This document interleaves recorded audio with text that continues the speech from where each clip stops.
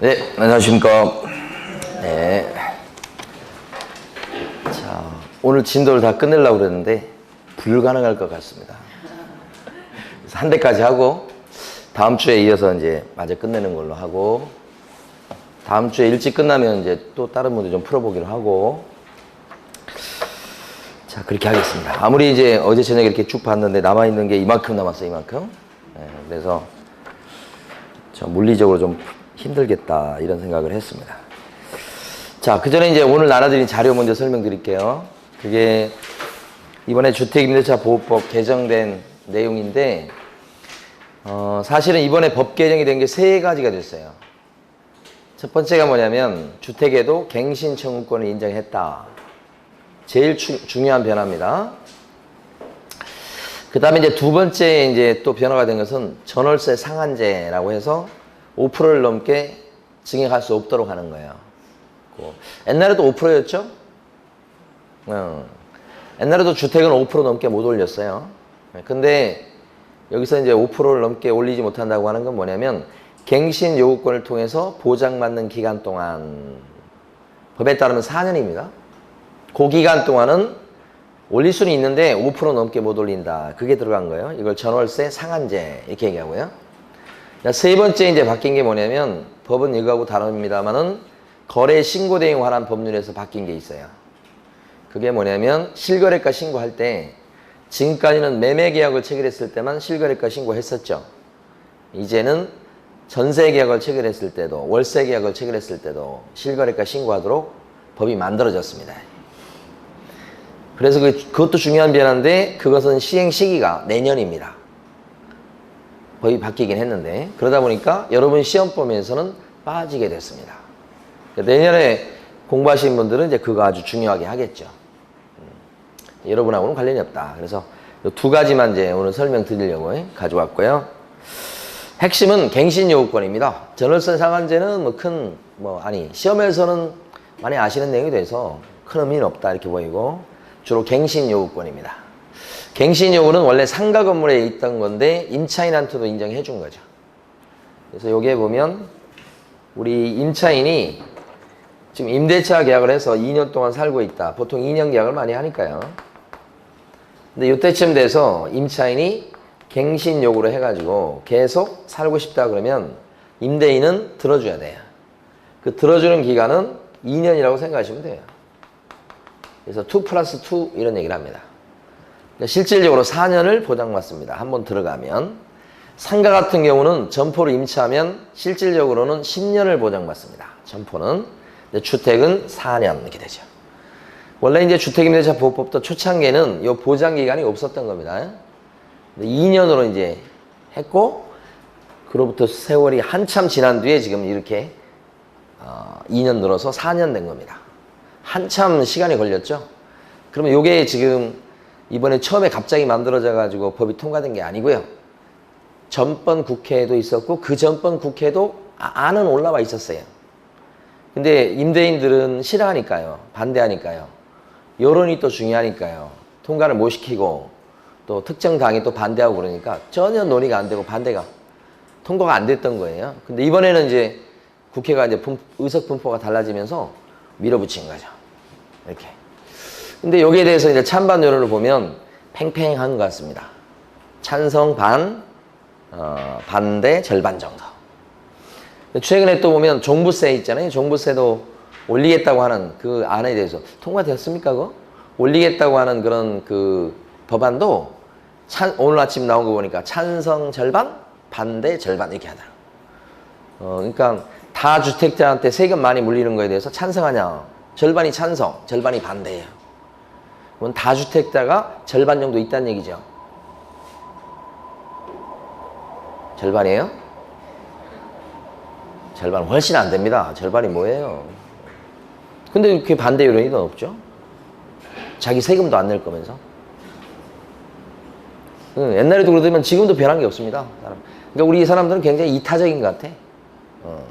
남을 위해서 사는가? 이렇게 생각이 들 정도로. 그 여론조사 나온 거 보면 기가 막힙니다, 이게.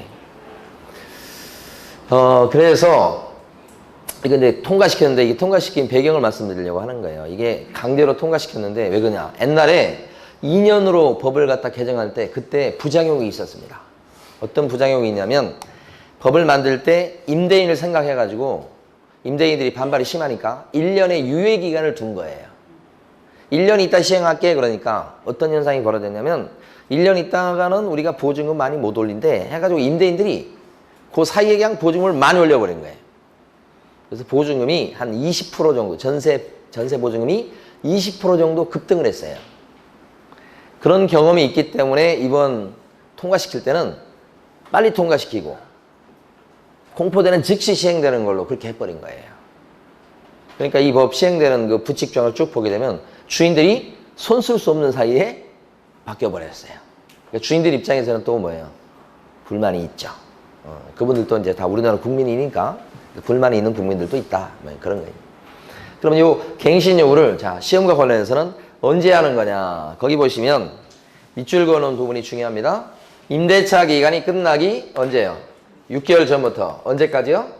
1개월 전. 그 사이에 갱신 요구할 수 있다. 이렇게 돼 있어요. 요게 보니까 상가하고 똑같네요. 상가도 6개월 전부터 1개월 전. 그 사이에 갱신 요구 하잖아요. 그 기간은 똑같으니까 혼동할 염려가 없어요. 다만 이제 요게 내년부터는 또 바뀝니다. 이게. 그래서 여러분 내년에 공부하시게 되면 주택하고 상가가 또 달라지게 됩니다. 그러니까 일단은 올해까지는 상가하고 똑같다고 알아두시면 돼요. 6개월 전부터 1개월 전. 요 기간 물을 거고요. 중요합니다. 그 다음에 이런 갱신 요구가 있으면 임대인은요. 특별한 경우 아니면 들어주게 돼 있어요. 그러면 이제 임대인 같은 경우는 월세 또는 보증금 이런 거 올리고 싶을 때는 내보내고 싶을 거 아닙니까? 주인은 내보내고 싶을 때 자기가 원하는 시기에 내보내고 싶은 거예요. 주인들 입장에서는. 그런데 이렇게 묶이니까 주인들이 싫어하는 겁니다. 어쨌든 자기가 계속해서 세를 놓을지라도 싫어하는 거예요.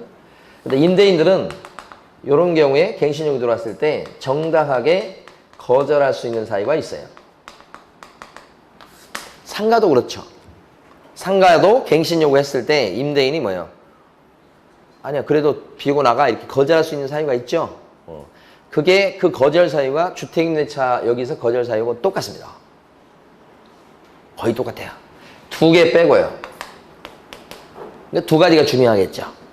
첫 번째는 뭐냐면 1번에 보시면 그 밑에 1번에 보면 밑줄을 그어주세요. 임차인이 이기의 차임액에 해당하는 금액에 이르도록 차임을 연체한 사실이 있다 이렇게 했죠. 두 달치 월세가 밀려있는 상태에서 임차인이 갱신 요구를 해요 지금. 그럼 임대인은 뭐예요? 내쫓아 버릴 수 있다는 얘기입니다. 그러니까 여기는 이기 연체죠. 근데 이게 상가 건물 임대차 보호법에도 이런 내용이 나오긴 하는데 상가는 2기 연체가 아니고 3기 연체란 말이에요. 그럼 여러분 이제 문제 푸실 때는 정신을 바짝 차리고 푸셔야 됩니다. 이제 주택은 2기고 상가가 3기니까 시험에서 물어본 게 주택을 물어봤는지 상가를 물어봤는지를 잘 구별해서 문제를 푸셔야 돼. 주택을 물어봤는데 이렇게 얘기하면 이렇게 생각하면 틀리고 상가를 물어봤는데 또 이렇게 하면 틀리죠. 그러니까 상가도 지금까지 이거 없을 때 상가도 계속 2기라고 물어봤어요. 틀리게 될 때. 이번에 이게 나오면 어떻게 틀리게 내겠어요? 3기라고 하겠지. 그죠? 아무래도 많이 본 것에 대해서 현혹을 당할 수 있기 때문에 그렇습니다. 구별하셔야 되고요. 이쪽에만 나오는 독특한 게 있어요. 나머지는 다 똑같아요. 그게 뭐냐면 8번입니다. 8번에 보면 임대인이 목적주택에 실제 거주하려는 경우 이거 뉴스 보도에도 나왔습니다. 임대인이 자기가 살려고 한다는 거죠. 임대인이 거주하려고 합니다. 그러면 이 사람은 4년을 보장받지 못하고 여기 나가줘야 됩니다. 이렇게. 그러면 여기서 임대인이라고 하는 건 임대인 본인만 얘기하는 게 아니고 직계 존속과 비속을 얘기하니까 부모님하고 아들, 딸까지 얘기하는 거예요.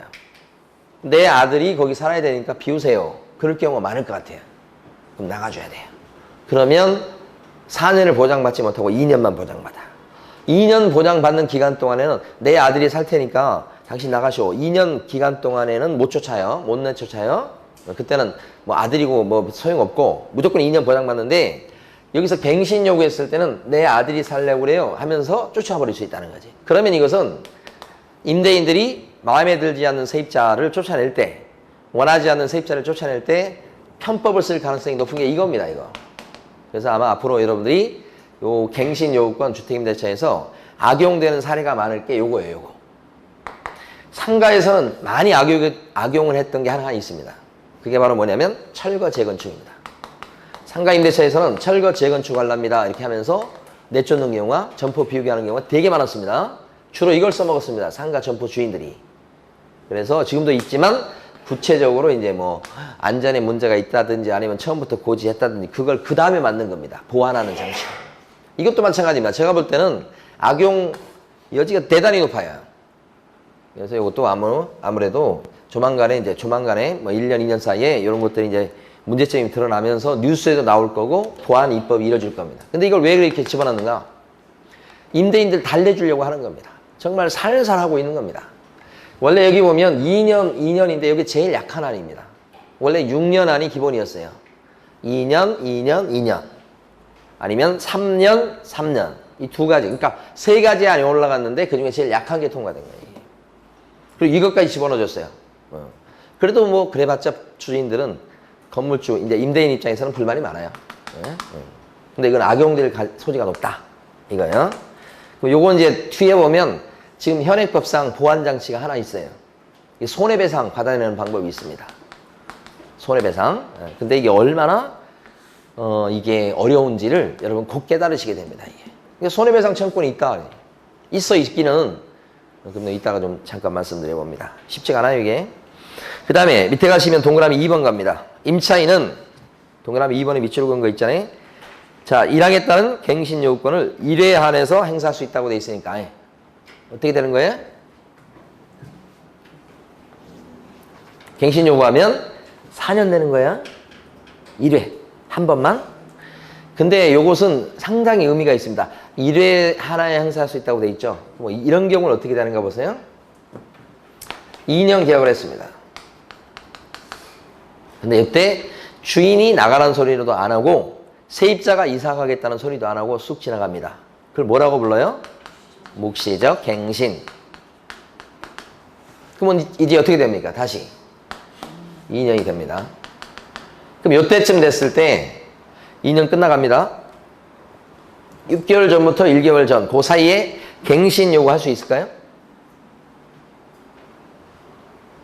있다. 이때 안 써먹었죠? 요때 써먹으면 어떻게 해요? 6년을 보장받게 돼요. 그러니까 묵시적, 여기서 끝나는 게 아니고 6년. 그러니까 묵시적 갱신된 기간은 안 쳐준다는 얘기예요. 그래서 요 기간이 6개월 전부터 1개월 전 요 기간이 의미가 있어요. 의미가 있어요. 왜 그러냐면 저런 게 없으면 갱신 요구할 때 저 기간 제한을 두지 않으면 어떻게 할 가능성이 높냐면 여러분 같으면 어떻게 하겠어요? 끝날 때까지 눈치를 보면서 입을 꾹 다물고 있다가 쑥 지나가면 뭐예요? 가만히 있어버려요. 그러면 다시 2년이잖아. 안 써먹었지. 아니 머리 좋은 세입자는 그럴 수 있잖아요. 요때쯤 와가지고 다시 이제 뭐 진짜 한 번 더 갱신 요구하면 이제 6년을 살 수 있는 거 아니에요? 그럴 수 있다는 거지. 근데 6개월 전부터 1개월 전이 갱신 거절 사유하고 또 물려 있단 말이에요. 그러니까 이제 뭐예요? 한 달 전까지는 확실하게 자기의 의사를 표시해야 된다는 거지. 갱신 요구할지, 아니면 묵시적 갱신으로 갈지 이렇게. 그죠? 그걸 놓고 저울질 할 수는 없어요. 그냥 자기가 판단하셔야 된다는 얘기지. 요 기간이 굉장히 의미가 있는 기간이에요. 그 다음에요. 이 경우에 임대차 기간은, 존속 기간은, 요 갱신 요구하면 임대차 기간은 몇 년 된다고 나와요? 2년. 그죠? 자, 그게 중요한 게 아니고 지금 동그라미 3번에 보면 갱신되는 임대차는, 요거 얘기합니다. 갱신되는 임대차는 전 임대차와 동일한 조건으로 다시 계약한 것으로 보는데 다만 차임과 보증금은 7조 범위에서 증감할 수 있다고 돼 있죠. 이게 무슨 얘기냐면 여기서 갱신 요구권 행사했습니다. 2년 됐어요. 그러면 여기 갱신 요구권 행사해가지고 2년 이렇게 늘릴 때 요때 보증금이나 월세 올릴 수 있나요?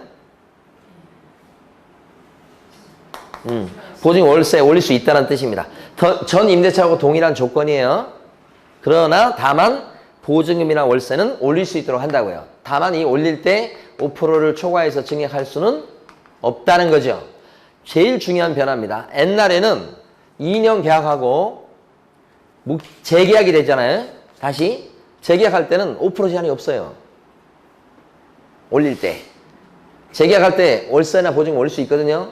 그때 5% 제한이 없었어요. 근데 이제는 갱신 요구를 통해서 4년을 보장받는데 실질적으로 그때 요때 올린다고 해도 5%를 못 넘는다고 제한을 두고 있어서 이게 큰 대책이라고 볼 수 있죠.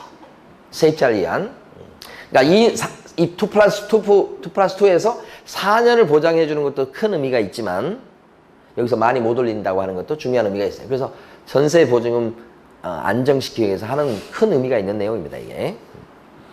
그 다음에요. 밑에 보시면 동그라미 4번 1항에 따라 갱신되는 임대차의 해지는 1항에 따라 갱신되는 임대차의 해지에 관해서는 제6조 2를 준용한다고 되어 있습니다. 6조 2가 뭔지 모르시죠? 그래서 밑에 써놨어요.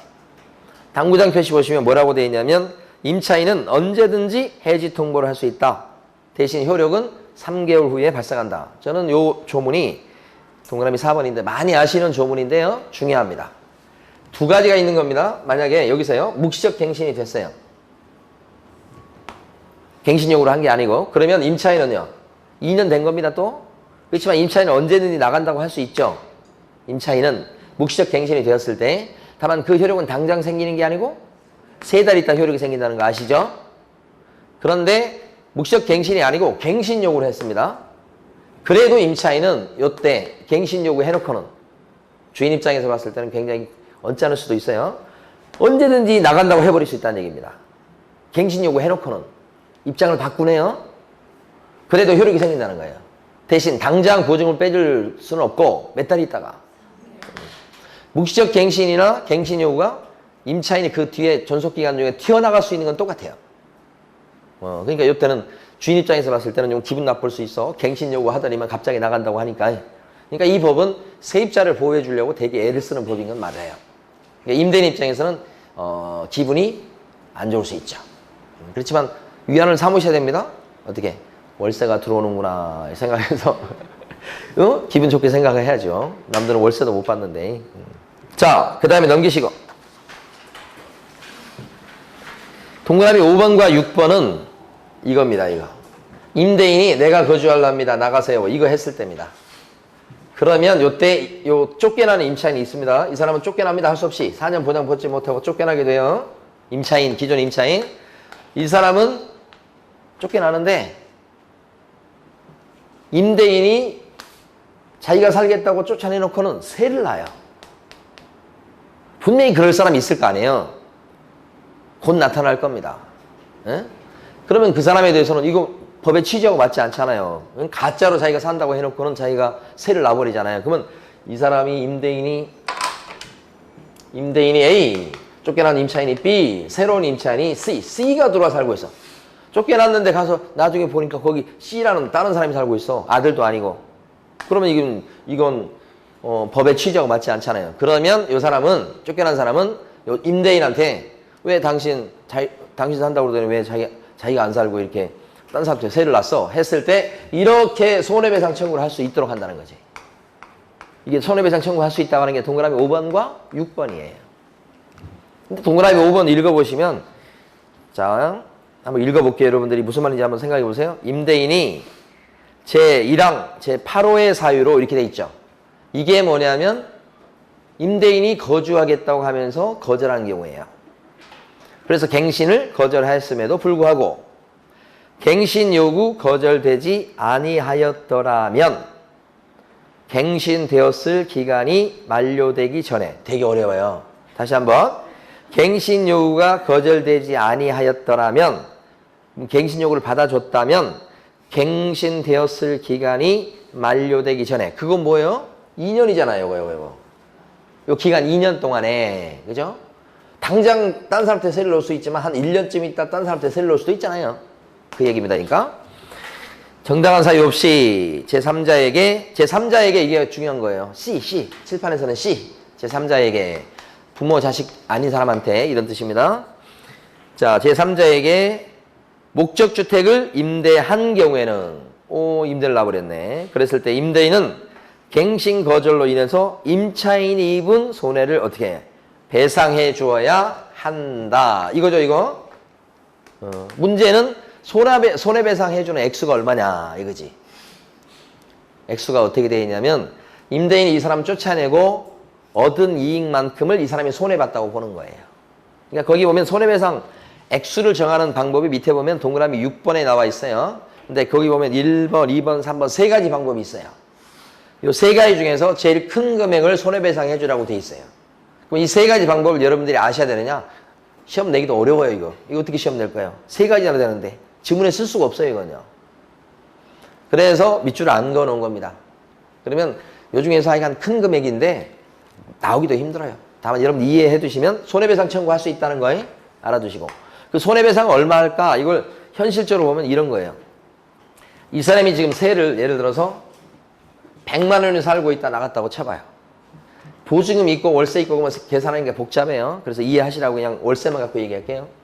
이렇게 되고 새로 들인 사람이 120만 원 세를 놨기 때문에 20만 원을 더 벌게 돼서 임대인이. 그쵸? 그러면 손해배상 액수 산정할 때 세 가지 방법 중에 하나가 어떤 게 있냐면 요 증액된 부분이 20만 원이죠, 매달. 2년치를 곱합니다. 24개월이에요. 그럼 얼마죠? 480만 원이에요. 그러니까 쫓아냄으로써 이득을 본 금액을 요 사람이 배탈하게 하는 거예요.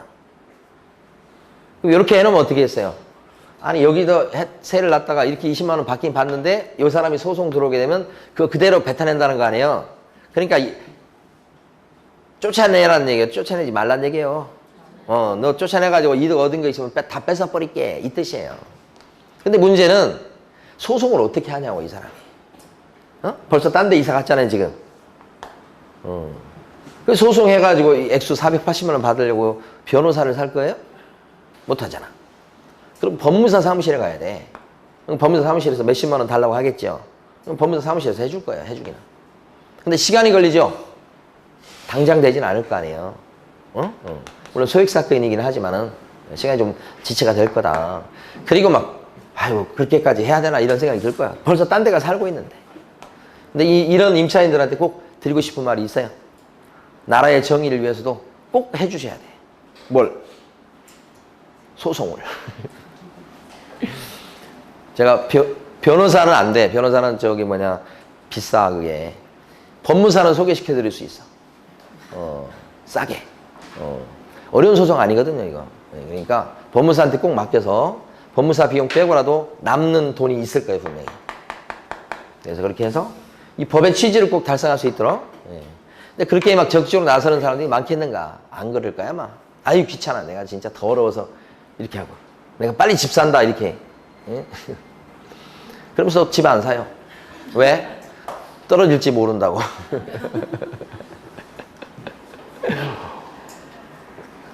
자, 그렇습니다. 그 다음에 이제 그 밑에 가면 7조에 보시면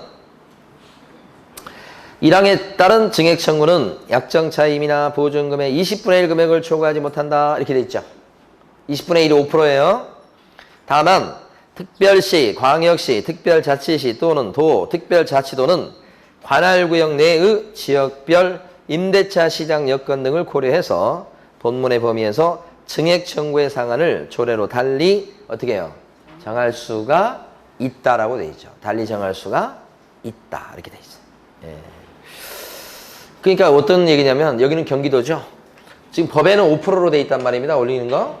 그런데 경기도 조례로 딱 해가지고 경기도에서는 보증금을 월세를 너무 많이 올리는 것 같으니까 우리는 4%로 하겠다라고 조례로 정할 수 있다는 뜻입니다.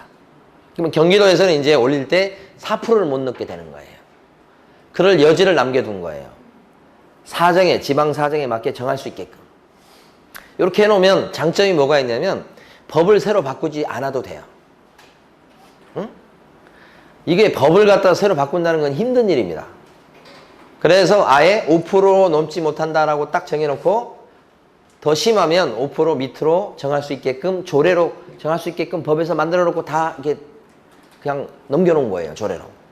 그러면 이제 경기도 조례, 서울시 조례에서는 3% 예를 들어서 너무 전세가 많이 뛰어요. 그러면 3%로 제한할 수 있겠죠.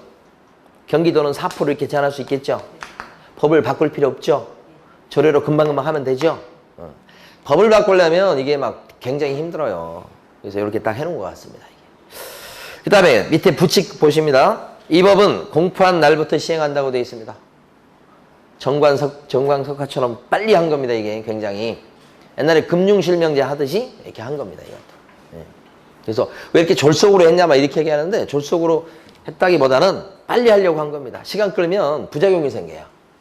그래서 법이 통과된 게 7월 30일 국회에서 땅땅땅 그리고 행정부로 넘어가서 공포된 게 8월 5일입니다.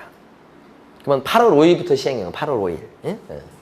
공포되는 즉시 시행한다고 되어 있으니까 8월 5일이에요. 그러면 이 8월 5일이 어떤 의미를 갖는가를 잠깐 보실게요. 부칙조문을 설명드린 겁니다. 사실은 현장에서는 이 부칙조문이 많이 쓰이는 거예요. 그 보면 여러분 시험하고는 좀 거리가 있어요. 부칙조문까지 물어보진 않겠죠. 사례 문제가 나온다면 혹시 모르지. 그렇지 않는 한 좀 힘들다. 자 보면 2년 계약을 했습니다. 반드시 아실 게 이겁니다. 지금 공포된 날짜가 8월 5일이라고 제가 말씀드렸어요. 2020년 8월 5일 이렇게. 근데 계약 기간은 여기가 2019년 2018년으로 할까요? 2018년 10월 10일이요. 그러면 이제 2년 됐으니까 2020년 10월 10일이 마지막 날 이렇게 보시면 돼. 계약서 쓸 때 이걸 10월 9일로 적는 경우도 있고 10월 10일로 적는 경우도 있고 그런데 뭐 아무렇게나 적을 수도 괜찮아. 정확한 의미는 사실은 10월 10일이 맞아요. 2년이면. 이렇게 됐어요. 그러면 8월 5일이 이때쯤 돼요. 두 달 이렇게 되죠. 이렇게. 8월 5일이 이때 시행됐죠.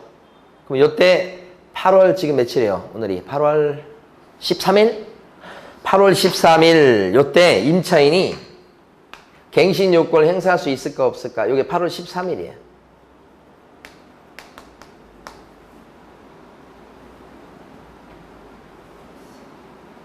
갱신 요건을 행사할 수 있어요 없어요? 기간 만료가 2020년 10월 10일 날 만료되는데 공포되고 시행된 건 8월 13일인데 어떻게 해요? 공포되고 그런 것은 8월 5일인데 이때 갱신 요건 행사할 수 있다 없다? 있어요. 밑에 보시면 동그라미 1번이 있습니다. 6조의 3 및 7조의 개정 규정은 이 법 시행 당시 존속 중인 임대차에 대해서 적용한다라고 돼 있죠. 그러니까 이 사람은 갱신 요건 행사할 수가 있어요. 그렇죠? 그 갱신 요건은 언제까지 하도록 돼 있습니까? 6개월 전부터 1개월 전. 아직 1개월 전 끝나진 않았죠. 이렇게. 그렇게. 그래서 존속 중인 경우도 행사할 수가 있다. 그런 거지. 근데 만약에 이런 경우 있지 않을까요? 이렇게. 이렇게 갱신 요건을 행사하고 있지 않는 요 상황에서, 그죠? 임대인이 어떻게 할 수 있어요? 갱신 요건 행사하지 않은 상태에서. 임대인이 갱신 거절할 수 있나요? 없나요? 2년 했는데 법이 시행됐어요. 갱신 거절할 수 있을까요? 없을까요? 갱신 거절하면 이거 법이 시행됐는데 이 사람 내쫓는 결과가 되잖아요. 그죠? 그때는 본인이 들어간다면 할 수 있지만 갱신 거절을 못하는 상태예요. 그런데 만약에 요 임대차 기간이 요때 끝나면 어떻게 될까요? 요때 8월 5일이죠. 근데 요게 2018년 그 다음에 9월 30일 이렇게 돼봐요. 9월 1일 이렇게 돼봐요. 9월 1일이면 여기가 2020년 9월 1일이 끝나는 거예요. 근데 법이 시행된 게 지금 8월 5일이죠. 그럼 갱신 요건 행사할 수 있다 없다 이게? 없어. 한 달 전까지 해야 되잖아. 물리적으로 한 달 전에 안 되잖아요. 그러면 갱신 요건 행사 못 하니까 그럼 이때는 어떻게 될까요? 임대인이 거절할 수 있을까요? 어때요? 거절을 언제까지 해야 되는데? 1개월 전. 갱신 거절을 이때 안 하는 상태에서 갱신 거절 이때도 못 하잖아요. 그죠? 그러니까 갱신 거절을 못 해요. 그럼 어떻게 되겠어요? 묵시적 갱신. 그렇게 올라가겠죠. 그런데 어떤 경우가 있냐면 이때 이 법 통과되는 시행되는 전에 거절할 수가 있잖아요.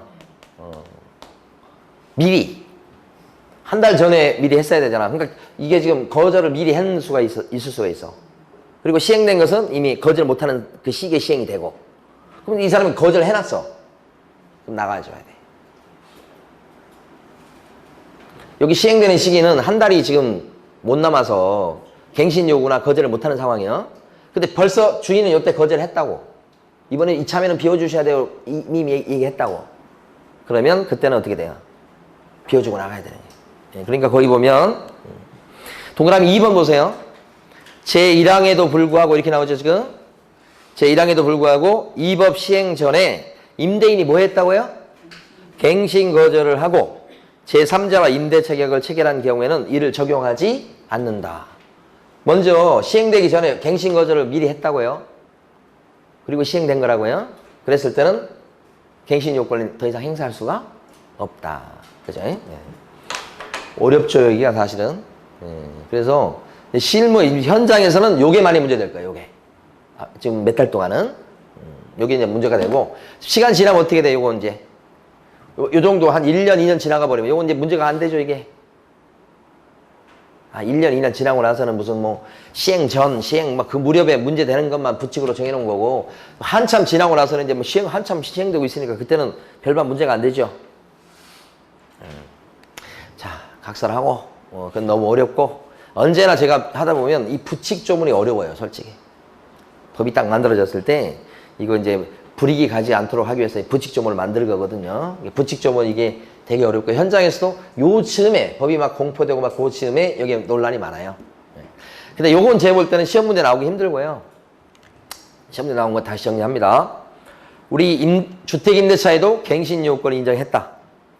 갱신 요건은 임차인이 하는데 언제까지 행사해야 됩니까? 기간 알아두셔야 돼. 6개월 전부터 1개월까지 갱신 요구를 한다. 그 갱신 요구 할 수 있는 횟수는 몇 번이라? 한 번. 그때 보장받는 기간은 몇 년이에요? 2년을 보장받는다. 그래서 2+2로 생각하시면 돼. 그 2년 보장을 받는데 그때 중간에 월세나 보증금 올릴 수 있다 없다? 월세나 보증금 올릴 수 있는데 5%를 초과해서 올릴 수는 없다. 이런 얘기지. 그런 얘기. 근데 만약에 임차인의 갱신 요구에 대해서 임대인이 예외적으로 당당하게 거절할 수 있는 사유가 쫙 있다. 거절 사유가 쫙 있죠? 8가지인가 9가지인가 쫙 있어요. 그 중에 아주 눈에 띄는 건 2가지다. 하나는 임대인 입장에서는 2달치 월세가 밀려있는 상태다. 그러면 어떻게 해요? 거절. 그죠? 또 한 가지는 임대인이 거주하겠다고 하면서 나가러 갈 수 있는 경우가 있다. 존비속까지 포함해서, 존속, 비속까지 포함해서. 그때는 예외적으로 내보내고 할 수 있다. 그런데 자기가 거주하겠다고 내보내놓고 만약에 제3자한테 세를 놓으면 그때는 손해배상 청구를 당할 수 있다. 거기까지 정리한 거예요. 네. 됐습니다. 이제 문제 들어가겠습니다. 지금 30분 넘게 설명드렸네. 혹시 민법 시간에 셌어요, 이거? 아직 안 했어요? 네. 자, 문제 보시겠습니다. 문제요. 제가 접어놓은 거 보니까 지금 어디냐면 195페이지를 접어놨는데요. 맞습니까? 맞습니까? 네. 195페이지 가보시면 45번 문제를 보겠습니다.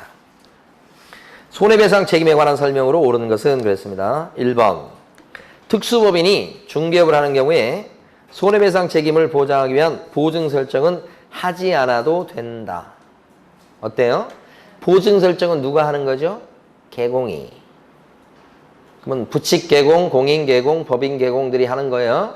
그러면 특수법인에 들어가는 지역 농협은 보증 설정을 하는 거예요? 안 하는 거예요? 지역 농협. 합니다. 지역 농협은 계약서 많이 쓰는 데는 아니지만 합니다. 얼마 이상 하죠? 1,000만 원 이상. 액수는 다르죠. 그러나 하긴 해야 됩니다. 그러니까 특수법인일지라도 예외 없이 뭐예요? 보증 설정하셔야 되니까 1번 틀렸죠. 자, 2번. 개업 공인회사에 대한 손해배상 청구권의 소멸시효 기간은 5년이다. 어때요? 소멸시효 기간은 몇 년요?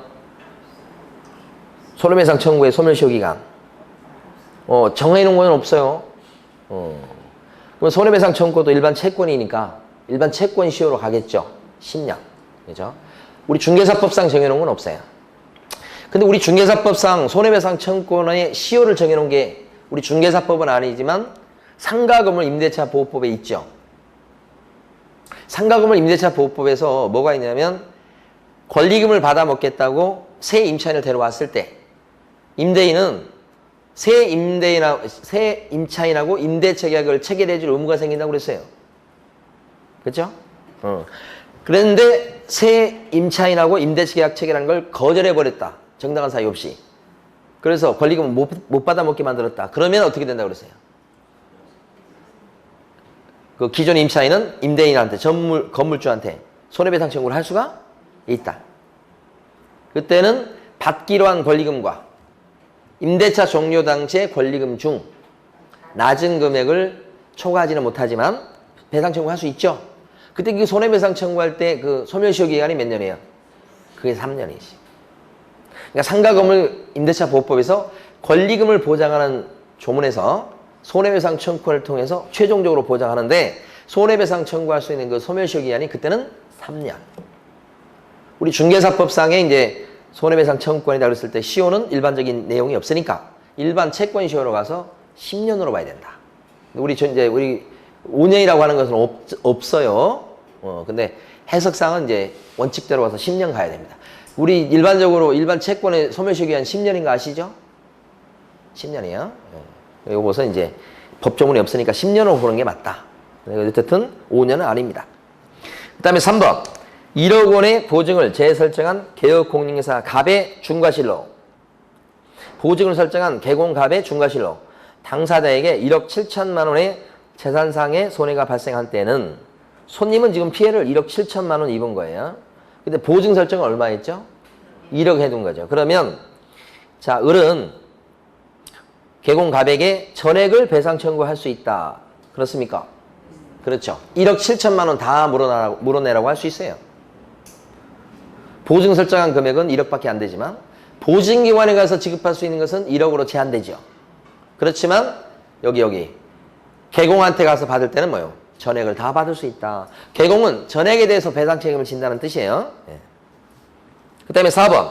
보증을 설정한 개업공인회사가 그 보증을 딴 보증으로 변경하고자 했을 때는 이미 설정한 보증의 효력이 만료되는 즉시 다른 보증을 설정해야 되겠다. 그렇습니까? 보증의 효력이 만료되는 즉시 딴 보증을 설정하면 만료되고 나서 딴 보증 설정할 때까지 공백기가 떠요. 그러면 안 되죠. 그때 사고 당한 사람은 손해배상 받기가 어려워지잖아요. 그래서 공백기가 안 생기게 하기 위해서 어떻게 합니까? 보증의 효력이 있는 기간 중에 중자가 중요하다고 그랬어요.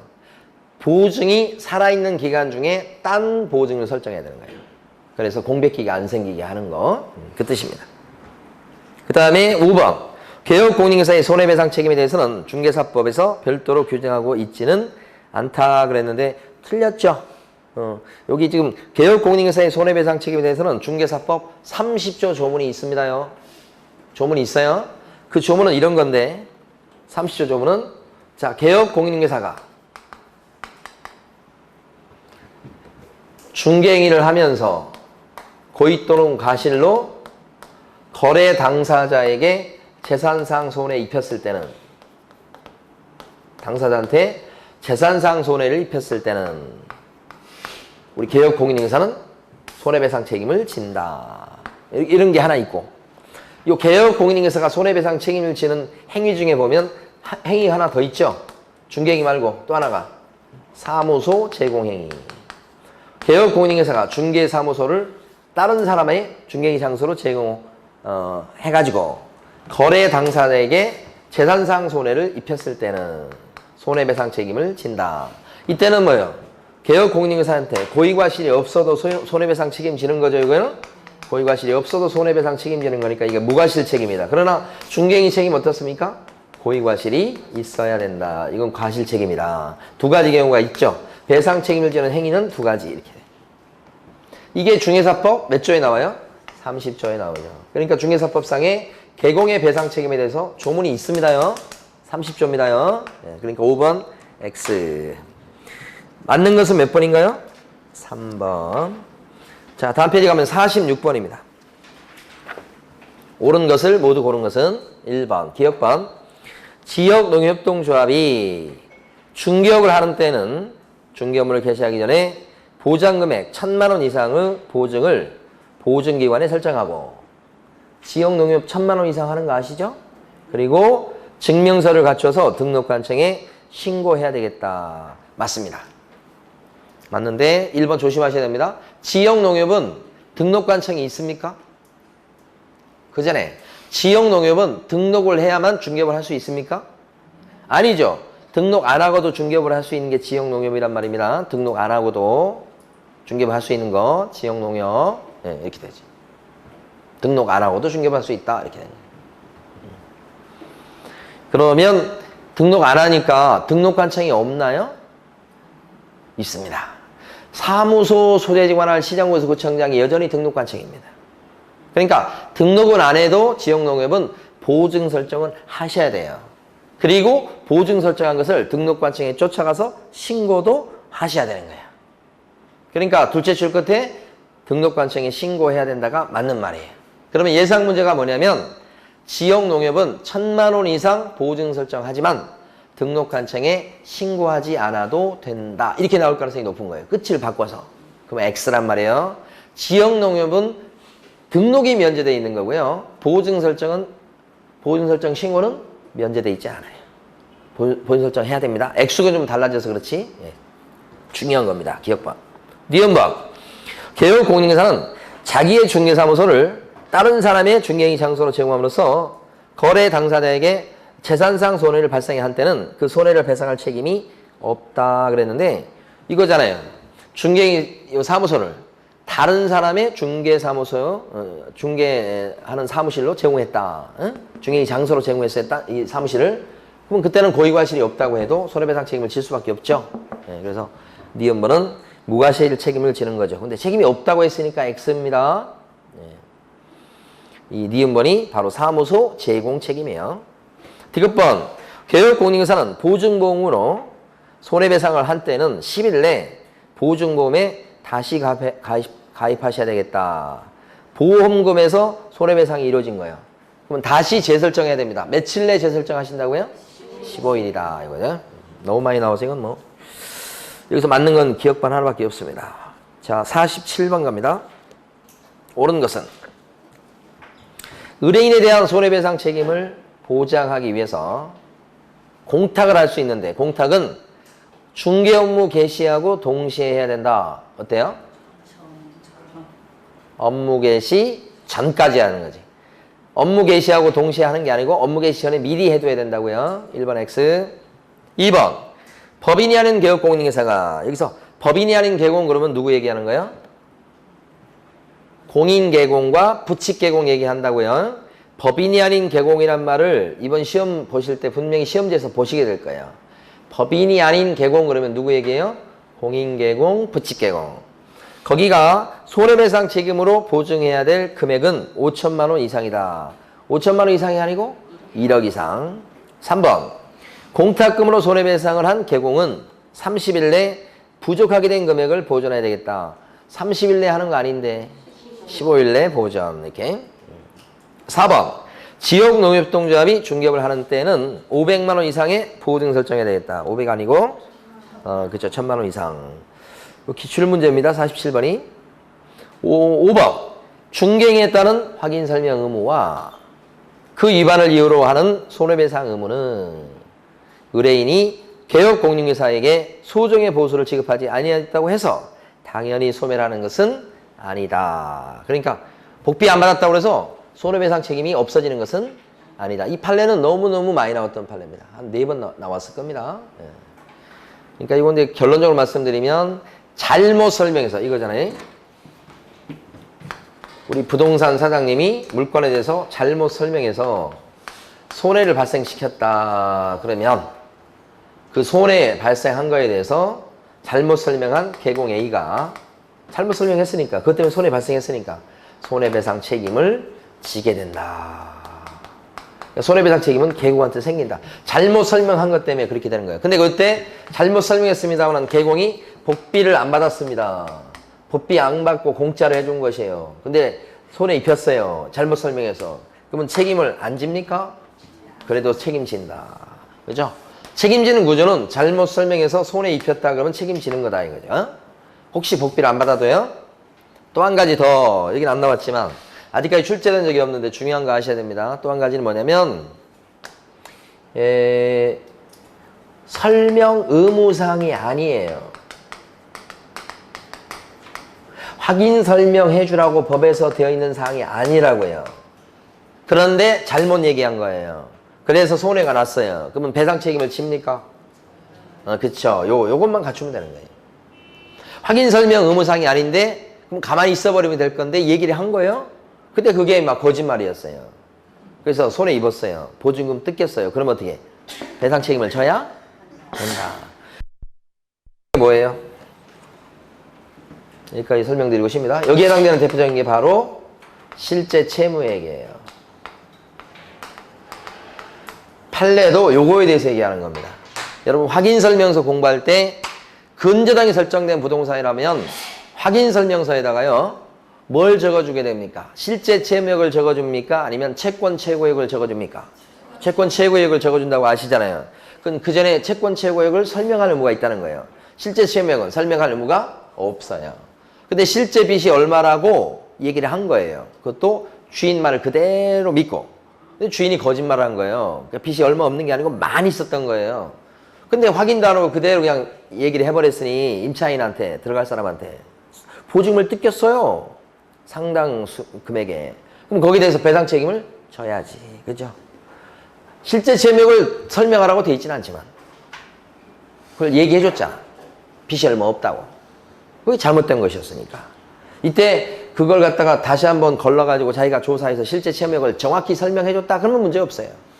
근데 그게 아니고 잘못 얘기해가지고 손해 끼친 거니까 배상 책임을 질 수밖에 없다. 그죠? 요게 한 번도 안 나온 판례입니다. 이쪽이. 요건 4번씩이나 나온 거니. 두 가지를 꼭 알아셔야. 자, 쉬었다가 또 계속합니다.